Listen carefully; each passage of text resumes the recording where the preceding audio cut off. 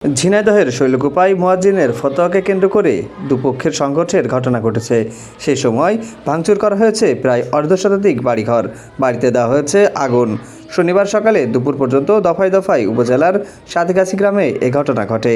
Police ও স্থানীয়রা জানায়, সাতগাছি গ্রামের কাশেম মোল্লার ছেলের সুন্নতে খতনার অনুষ্ঠানে গান বাজানোয় শুক্রবার জুম্মার নামাজে গ্রামের মসজিদের মুয়াজ্জিন ও মসজিদ কমিটির সাধারণ সম্পাদক ইমাম হাকিম মোল্লা গান বাজনা বাজানো হারাম বলে ফতোয়া দেওয়ার সময় কাশেম মোল্লা বাধা দেয়। সে সময় মসজিদের মধ্যেই দুটি গ্রুপের মধ্যে বাকবিতণ্ড হয়।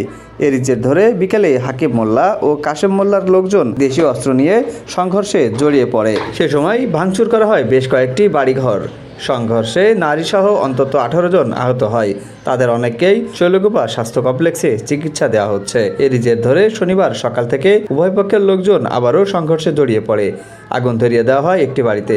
পরে ফায়ার সার্ভিস এসে আগুন নিয়ন্ত্রণে আনে। ভাঙচুর করা হয় স্বামীহারা গৃহবধূ অন্তরা খাতুনের বাড়িঘর। এক মেয়ে ও এক ছেলে নিয়ে তার বর্তমান সংসার। 14 বছরের ছেলেটি ভ্যান চালিয়ে রোজগার করেন। তাদের দাবি, তারা কোনো দলাদলির সাথে পাচ্ছে নেই। তবুও কেন এই অত্যাচার? আমার ছেলে আমরা কেউ কিছুই জানি না, বুঝলেন, কিছুই জানি না। গ্রামে মারামারি হয়েছে ওই পাড়া, তা সবাই লাঠি ঠেঙা নিয়ে হয়েছে করতেছে। আমার ছোটো ছোটো শিশুদের বাড়ি টাড়ি ভাঙতেছে। আমাকে বাড়ি টাড়ি কোনো কিছু ক্ষতিমতি করেছিল না কালকের থেকে। আজকে সকালবেলায় 2-3 বার আসি চলে গেল। আসার পরে ভোল্টাস ছেলে বলতেছে যে হচ্ছে সব বাড়ি ভাঙো, কোনো বাড়ি বাদ রেখে না। তাই করার পরপরই আমার ঘর ঝুপঝাপ করে কোপ দিয়ে এরকম ভেঙে কাটে দিয়ে গেল। কেন সাথে আমার শত্রুতাই নেই।